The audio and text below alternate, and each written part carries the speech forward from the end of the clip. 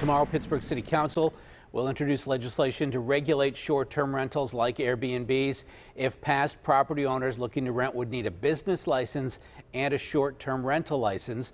That license would be good for a year. The measure would also require a daily register of all guests.